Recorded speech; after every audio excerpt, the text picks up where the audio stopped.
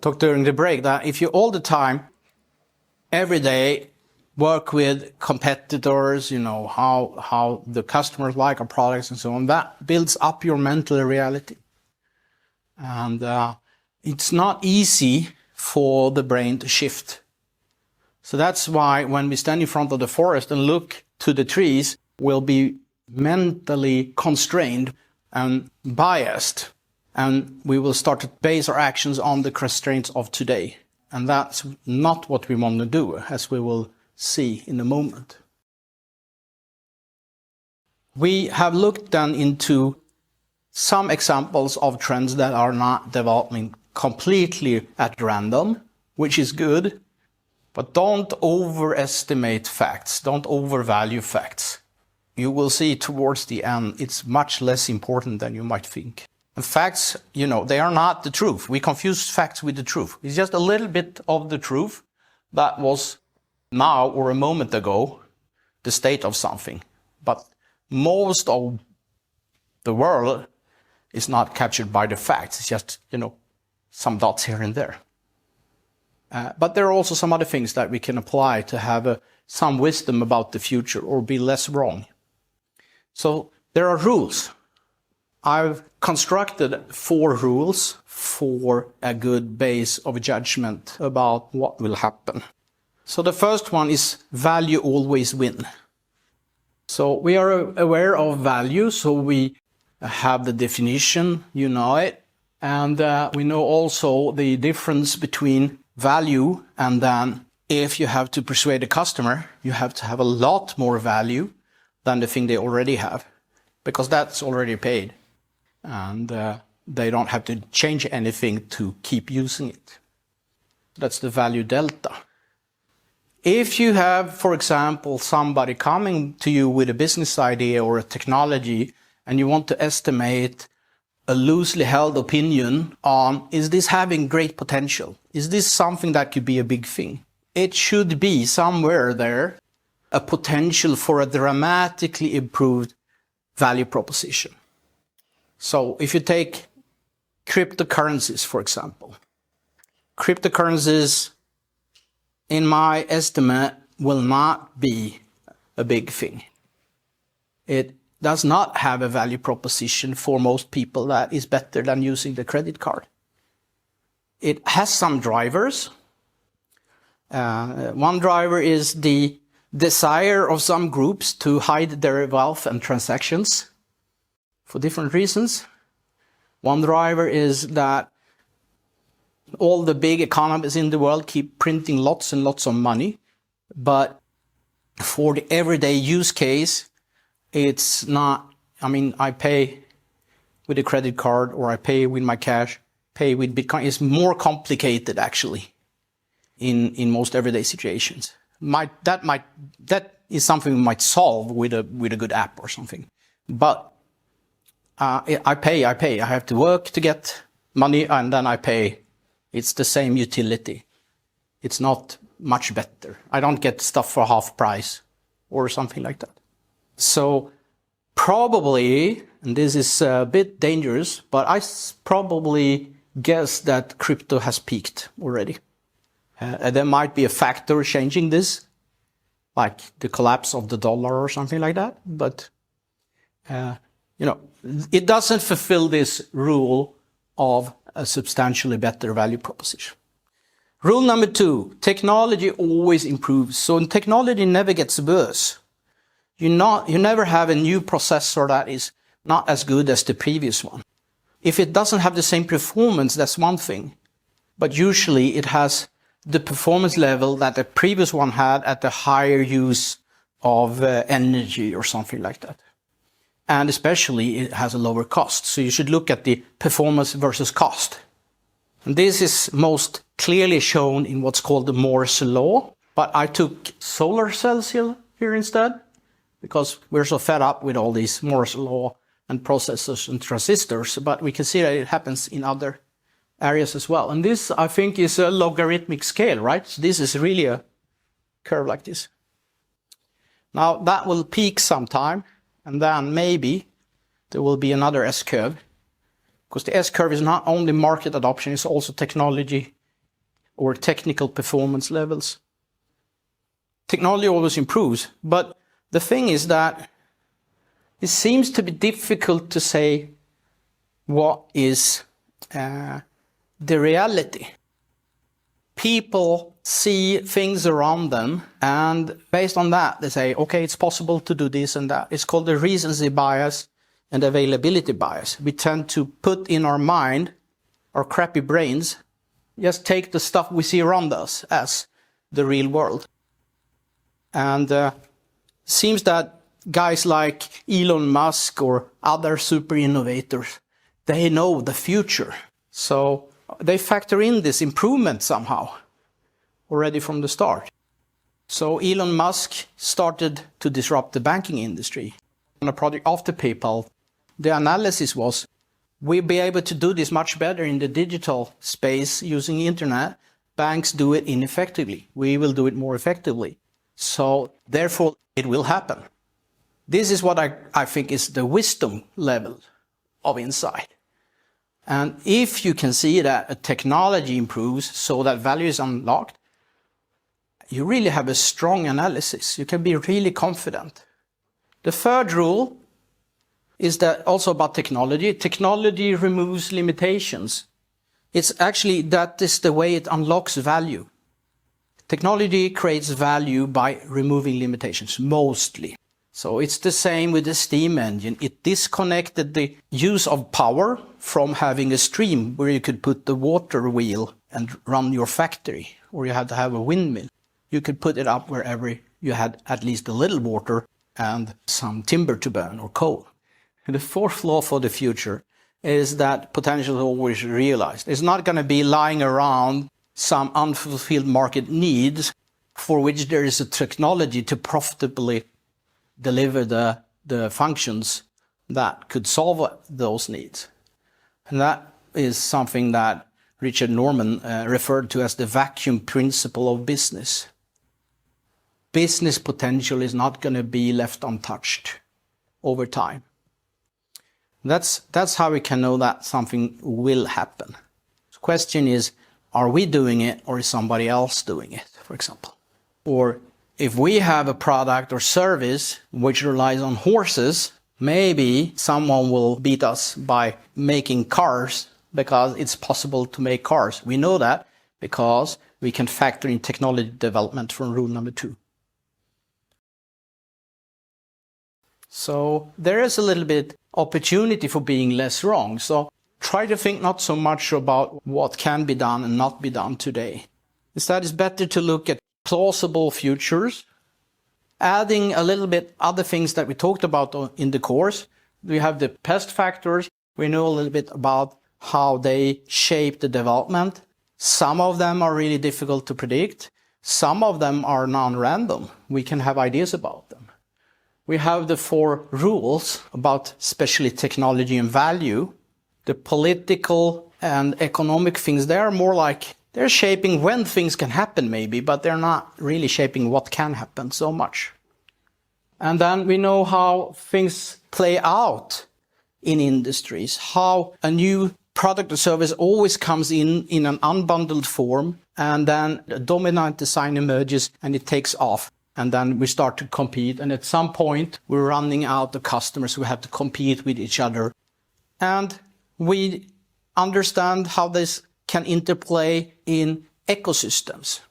And when there's a new value proposition that is radically better, it has a business model that is self-reinforcing and has these conditions for exponential growth, and the ecosystem is such that there is a lot of unrealized value in it, we can have unicorn-based disruption of a mature industry.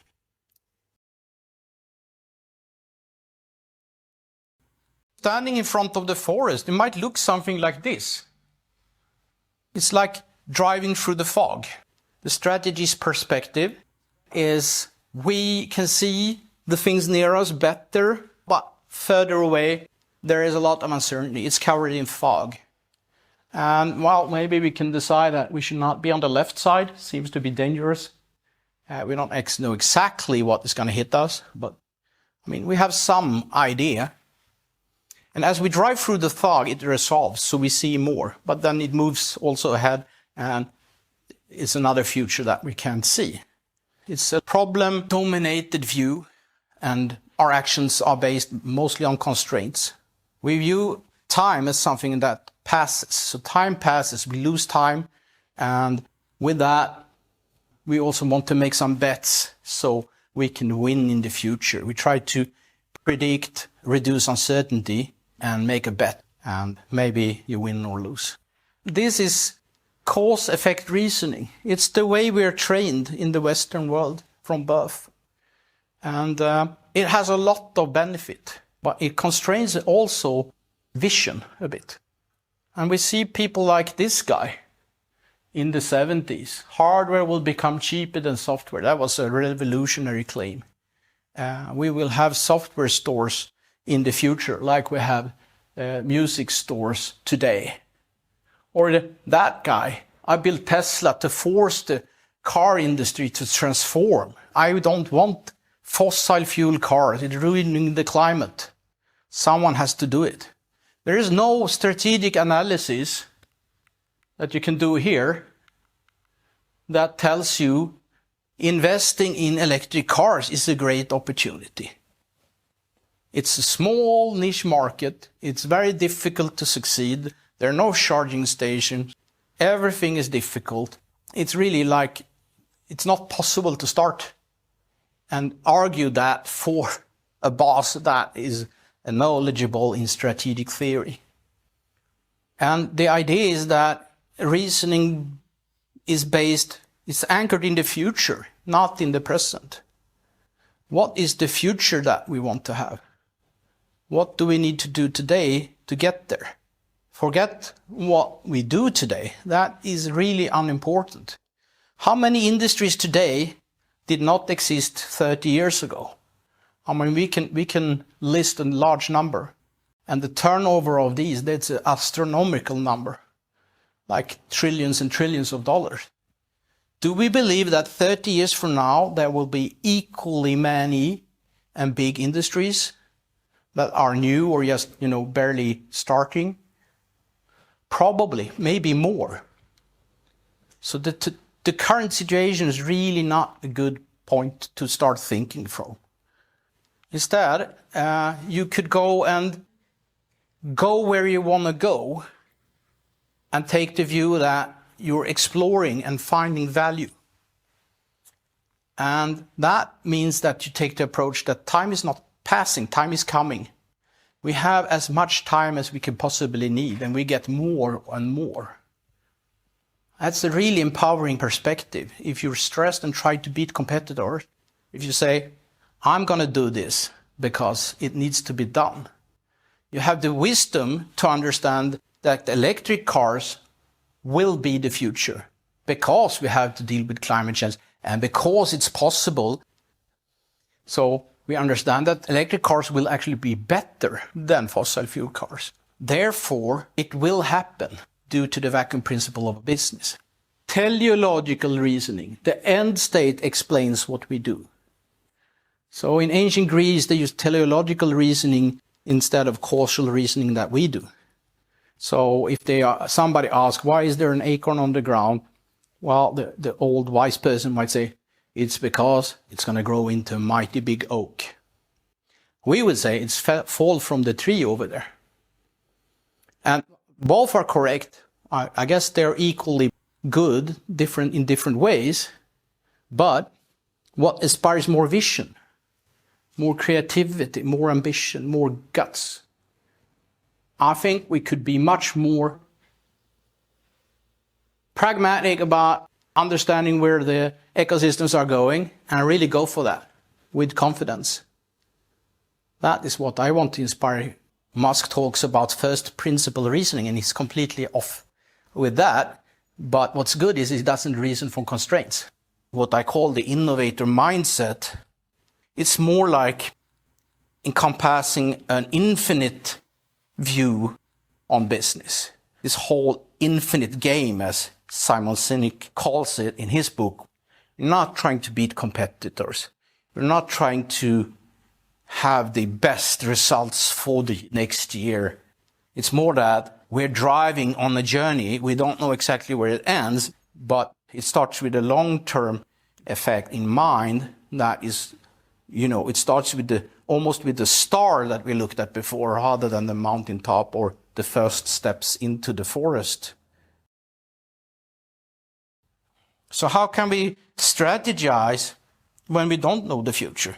Well, the idea in the innovator perspective to overcome the gap between the present and that future is to go backwards. At least this is one option, because there's not so many models for strategizing in the infinite mindset or with the possibility-based reasoning. And the one that I know that I think fits best is backcasting. And it works like this, that you build a vision of the future, the mountaintop. Which one is it? It's 2035 or some year in the future, pretty far ahead. We have the best self-driving cars in the world. We formulate something like that. In that better future, what is the company's position there? What have we accomplished? That's one way to do it. And you can build a success case. We are terrific, world best, etc., etc. Everybody loves us. And then you say, welcome to 2035.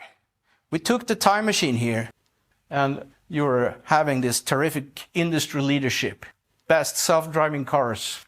Now you're going to figure out, how did this happen? And that's backcasting. So they connect the present retrospectively by coming up with activities, actions, events, other things that are reasonably feasible that happen, and put that into a list that explains why we are now having this fantastic situation given where we were in 2022 or whatever year we start. Accepting this projection takes away a lot of the objections people can have. And it takes away the motivation or sense that they need to protect their projects. And it takes away a lot of biases, like recency bias and so on. So we go back and then we build it up again. And these are specific things that we put in a list. I call it links to the future. Things that link present to the future. So the links to the future, we find these. We can sort these links in terms of urgency, if they should be monitored, or if we should go in and take action to avoid them, or if it's like a very important inflection points of some key trend, like will this law come to pass in a way that works with our strategy, or will self-driving cars never be allowed to operate inside cities? And if you put these ones that you need to act on in order, in a sequence, you sort of have already a rough path. So this is building a strategy where some areas of accomplishments are in order and roughly in time already outlined. And that is a starting point that is much better than just having a scenario or just working from our constraints and say, we want to work towards this direction. Well, maybe work in this direction, but some of our choices paints us into a corner. Yeah, so this is a rough path, a guidance-giving overall strategy that is anchored in the future state, even though you don't have a lot of facts and information. But of course, it should be linked to some analysis that you have, that the world will be needing to go in this way because it's forced by circumstances. Elon Musk does not have a magical reality box. The things we see around us today was possible 10, 50 years ago. But what's possible today are not seen around us yet. Reality haven't caught up with the possibility space. It will take time to do what's possible today. So even if we factor in what's possible already, we're already 10 years ahead of those who look at the constraints of what they have in front of them. What does this mean? It means that time is something that we can view as something that is working for us. it gives us more and more possibilities. So don't be in the car driving through the fog and think, if I don't do it, someone else will. Think, if I don't do it, nobody might do it. We do it because it's the right thing to do. It's important. It's valuable. Right? And the first epiphany that you have if you try to be a super innovator is, I don't know shit. I don't know anything about building rockets or constructing a great electric car company. But nobody else knows either. So we are equal. I'm not at disadvantage when I try to create something that hasn't been before.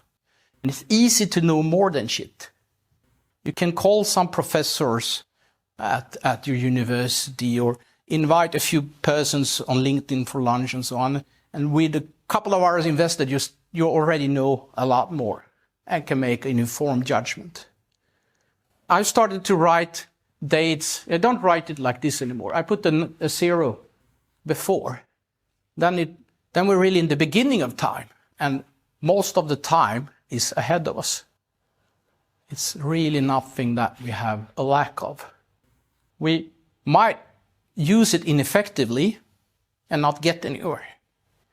But if we can focus our efforts and go with all the intelligent tools that you learn in school and from others and experience, and apply them beyond the mental framework built on what you see around you, you can really accomplish anything. So this is how I want to end the course. You own the future. Be responsible for it. Don't be the boiled frog sitting in the pot and it's gradually getting warm. It never hops out. And have courage.